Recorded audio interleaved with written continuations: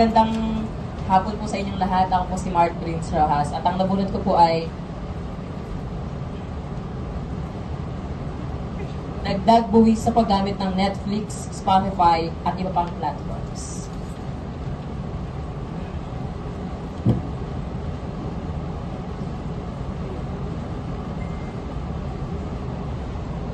Mabuhay, magandang araw para sa lahat ng mga tagapakinig, sa lahat ng hurado, at sa lahat ng kapwa kong mananalumpati sa araw na ito. Ako po, si Ginoong Mark Prince de Jesus Rojas, mula sa Bachiller ng Pangsekundaryang Edukasyon, Medyor sa Pilipino. Ano nga ba ang aking opinyon o nasa sa isip pagdating sa pagdaragdag o paglalagay ng buwis sa mga iba't ibang digital platforms dito sa Pilipinas, gaya ng Spotify, Netflix, o pati na rin sa mga vloggers?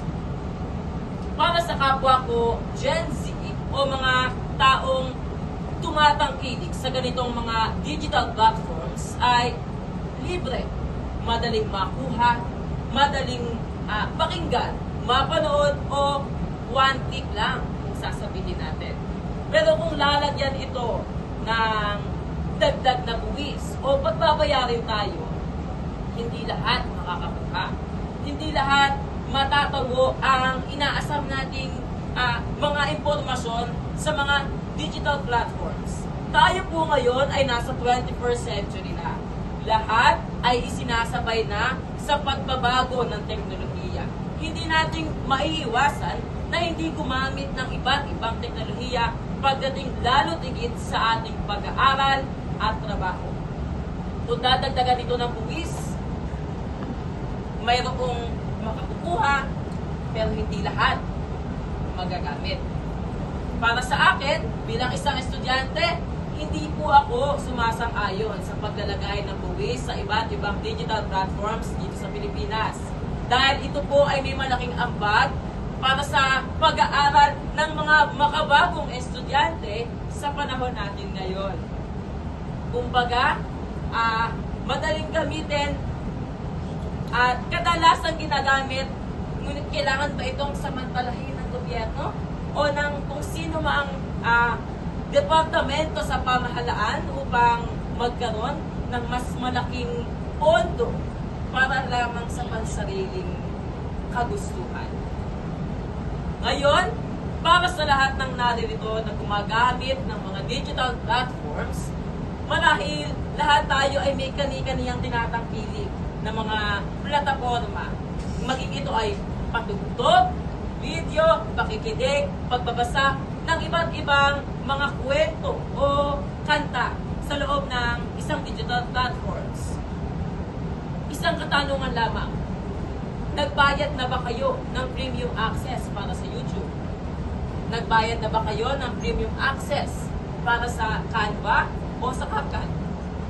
Marahil ang iba ay oo. Ngunit kagaya ko, para sa kagaya kong hindi techie nga naman, o mas sanay sa old school na paggamit o pagbabasa ng mga impormasyon, ay hindi po ako nagbabayad ng premium access para sa lahat ng digital platforms sa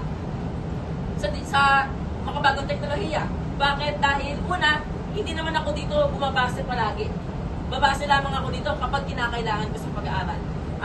Malaking tulong ito, ngunit para sa kagaya ko na nasa laylayan ng lipunan, ay mabigat ito para sa akin dahil ang baon ko pa nga lang sa pang-araw-araw ay mahirap nang kunin. Paano pa ang pandagdag na pagbabayad na sabi nga nila ay sa buwis ng digital platforms dito sa Pilipinas. Para sa akin, ito ay dagdag bayarin lang. Maging ito man ay nasa maikling, mababang presyo, ay malaki pa rin ito para sa estudyante kagaya ko o kagaya ng nasa loob ng tuluanan ito.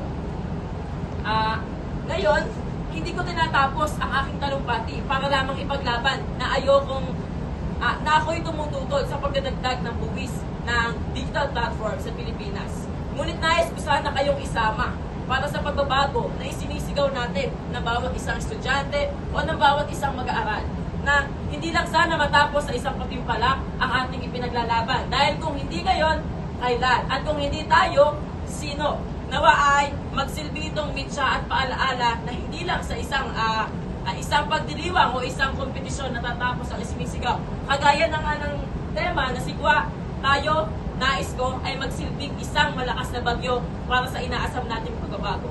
Magandang araw po sa inyong lahat. Ako si Mark Prince D. Rojas. Mabuhay kayo.